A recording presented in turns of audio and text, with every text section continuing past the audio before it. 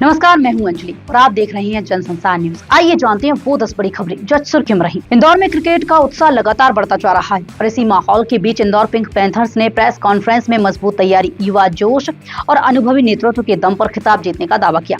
कप्तान वेंकटेश अय्यर ने टीम की मेहनत पर भरोसा जताया। वहीं एमपीसी अध्यक्ष महाआर्यमन सिंधिया ने एमपीएल को युवा खिलाड़ियों के लिए बड़ा मंच बताते हुए इसे प्रदेश में क्रिकेट के विकास का अहम कदम बताया। इंदौर में बढ़ती आवक ने राहत की बहार ला दी है। फल मंडियों में आम के दाम घटकर 150 से 200 रुपए किलो तक पहुंच गए हैं, जबकि चौतरा मंडी में नई प्याज की भरपूर आवक से कीमतें 10 से 18 रुपए किलो के बीच बनी हुई हैं। वहीं लहसुन की कम आवक और कमजोर उत्पादन के कारण इसके भाव 100 से 150 रुपए किलो तक ऊंचे बने हुए हैं। वहीं व्यापारियों का अनुमान है कि जून जुलाई में आम के दाम और नरम रह सकते हैं। इंदौर में जल गंगा संवर्धन अभियान के तहत आयोजित जल सभा में जल संरक्षण को लेकर बड़ा मंथन हुआ, जहां महापौर पुष्पमित्र भार्गव ने इंदौर की अपनी वाटर पॉलिसी बनाने की घोषणा की और पार्षद ने वाटर रिचार्जिंग के लिए गड्ढे बनाने का ऑफर दिया। कार्यक्रम में रेन वाटर हार्वेस्टिंग, भूजल संवर्धन और पेड़ लगाने पर जोर दिया गया। साथ ही 30 दिन का जन जागरूकता अभियान चलाने और शहर को जल संरक्षण में नंबर 1 बनाने का संकल्प भी लिया गया।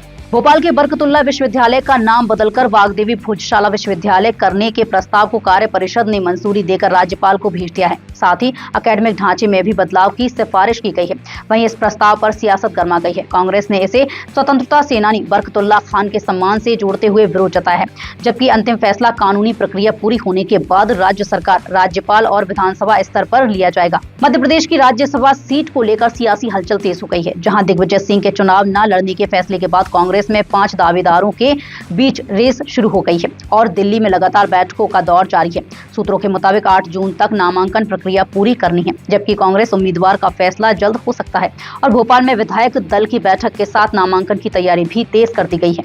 इटारसी में प्रस्तावित भारत अमेरिका ट्रेड डील के विरोध में किसानों का गुस्सा सड़कों पर फूट पड़ा, जहां क्रांतिकारी किसान मजदूर संगठन ने प्रदर्शन करते हुए अमेरिकी राष्ट्रपति डोनाल्ड ट्रंप का पुतला फूका और जमकर नारेबाजी की। किसान नेताओं का आरोप है कि कृषि, डेयरी और पोल्ट्री क्षेत्र को डील में शामिल करने से किसानों की आजीविका पर संकट आ सकता है, जबकि प्रदर्शन के दौरान किसानों और पुलिस के बीच हल्की झड़प भी देखने को मिली। उज्जैन की युवा कलाकार दीक्षा कुशवाहा ने मात्र 8 मिलीमीटर की चने की दाल पर भगवान शिव के 12 ज्योतिर्लिंग उकेरकर वर्ल्ड वाइड रिकॉर्ड अपने नाम किया है, जिससे सूक्ष्म कला की दुनिया में शहर का नाम रोशन हुआ है। शिप्रा फाइन आर्ट कॉलेज के मार्गदर्शन में तैयार यह माइक्रो आर्ट महज 22 मिनट में बनाई गई है, जिसमें गहरी एकाग्रता और बारीकी से काम करते हुए 12 ज्योतिर्लिंगों को बेहद सूक्ष्म रूप से उकेरा गया।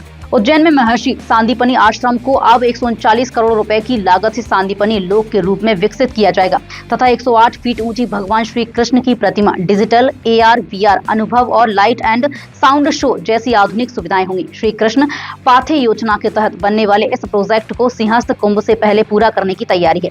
वहीं महाकाल लोक की तरह यह भी धार्मिक पर्यटन और श्रद्धालुओं की संख्या बढ़ाने का बड़ा केंद्र बनने की उम्मीद है। जबलपुर में 21 जून को अंतर्राष्ट्रीय योग दिवस कार्यक्रम में राष्ट्रपति द्रौपदी मुर्मू के शामिल होने की संभावना के चलते प्रशासन ने तैयारियां तेज कर दी हैं।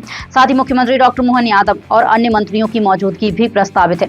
कार्यक्रम में हजारों स्कूली बच्चों की भागीदारी सुनिश्चित करने के लिए विशेष योग अभ्यास सत्र आयोजित किए जा रहे हैं। भोपाल में गुरुवार शाम 70 किलोमीटर प्रति घंटे की रफ्तार से आई आंधी बारिश ने तबाही मचा दी, जिसमें 200 से ज्यादा जगह पेड़ टहनियां गिर गए और करीब 300 बिजली फीडर प्रभावित होने से कई इलाकों में बिजली आपूर्ति बाधित हो गई। शाहजहांपुर में ओलावृष्टि और सीहोर समेत कई जिलों में बारिश दर्ज की गई है, जबकि मौसम विभाग ने अगले कुछ दिनों तक आंधी बारिश जारी रहने और मानसून के 20 से 22 जून के बीच मध्य प्रदेश में प्रवेश करने की संभावना जताई गई है। फिलहाल आज बड़ी खबरों में इतना ही। कल फिर होगी मुलाकात, तब तक के लिए देखते रहिए जनसंसार न्यूज। धन्यवाद।